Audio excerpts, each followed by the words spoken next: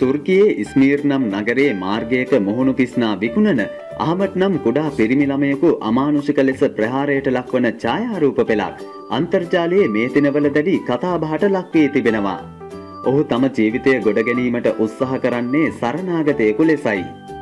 ඔහු අවන්හලක් අසල සිට කාන්තාවකට මුහුණු පිස්නා පැකැට්ටුවක් විකිණීමට යද්දී එම අවන්හලේ කළමනාකරු පැමිණ අහමඩ්ට ප්‍රහාරයක් එල්ල කර තිබෙන බවයි වාර්තා වන්නේ.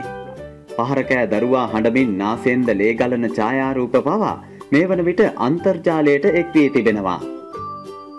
අවට සිටි පිරිස් වහා ක්‍රියාත්මක වී ඔහුව බේරාගෙන තිබෙන අතර ඡායාරූප අන්තර්ජාලයට මුදා හැර ඇත්තේ අසරණ දරුවන්ට මෙලෙස දරුණු ලෙස සැලකීම හෙලා දකිමිනුයි. මෙම දරුවා ජීවත් වූයේ සිරියාවේ වන අතර ඔහුගේ පියා රූපවාහිනී අලුත් වැඩියා කරන්නෙක් ලෙස රැකියාව සිදු කොට තිබෙනවා. මොවුන් ජීවත් වූ නගරය ත්‍රස්තවාදීන් විසින් විනාශ කර දැමීමත් සමග දරුවාගේ පවුලේ උදවිය ප්‍රහාරවලින් බේරී තුර්කිය වෙත පලා ඇවිත් ඇති බවයි වාර්තා වන්නේ. මෙවැනි වීඩියෝ දිනපතා නැරඹීම සඳහා පහත බටන් එක ක්ලික් කර අපව සබ්ස්ක්‍රයිබ් කරන්න.